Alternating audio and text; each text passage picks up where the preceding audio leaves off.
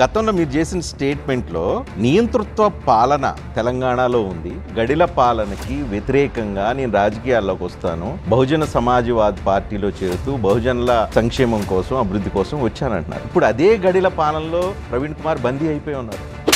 అదే కేసీఆర్ దళితులను ముఖ్యమంత్రి చేస్తున్నారు, అవ్వలేదు. దళితులే సీఎం కావాలని ఎక్కడ చెప్పలేదు. బంగారు తెలంగాణలో బానిసలాగా ఫామ్ హౌల్ చుట్టూ తిరగలేనని అమ్మకు చెప్పా. బహుజనుల రాజ్యం త్వరలోనే వస్తుంది, కొట్లాడి తెచ్చుకున్న తెలంగాణలో ఎవరో పదవులు అనుభవిస్తున్నారు అని చెప్పి మీరు చెప్పారు. సో బీఆర్ఎస్లో బహుజన రాజ్యం ఎట్లా సాధ్యమవుతుంది? బీఆర్ఎస్లో వారసులు ఉన్నారు, వారసత్వ పోరాటం నడుస్తుంది, ఇవన్నీ నడుస్తున్న ఈ ప్రాసెస్లో అది కాదని బహుజనులకు దళితులకు ముఖ్యమంత్రి అయ్యే ఛాన్స్ బీఆర్ఎస్లో ఎక్కడి నుంచి వస్తుంది?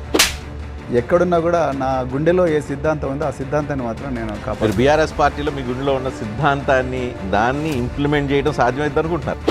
Praveen Kumar as IPS officer చాలా సిన్సియర్ అండ్ స్ట్రైట్ ఫార్వర్డ్ ఆఫీసర్గా చూసాం.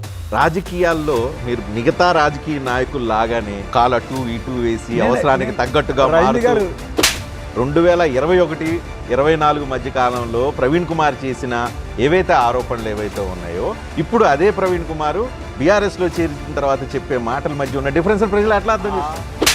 ఆ కుటుంబంలో ఉన్న వ్యక్తి సామాజిక తెలంగాణ రాలేదు అని చెప్పి కల్వకుంట్ల కవిత బహిరంగంగా వచ్చి చెప్తూ ఉన్నారు. కానీ గతంలో సామాజిక తెలంగాణ రాలేదన్న ప్రవీణ్ కుమార్కి మాత్రం ఈ రోజు బీఆర్ఎస్లో చేరిన తర్వాత సామాజిక తెలంగాణ కనిపిస్తుంది. కుటుంబంలో ఉన్న కేసీఆర్ కుమార్తె మాట నమ్మాలా తెలంగాణ సమాజం, ఆర్ఎస్ ప్రవీణ్ కుమార్ ఇప్పుడు చెప్తున్న మాట నమ్మాలి?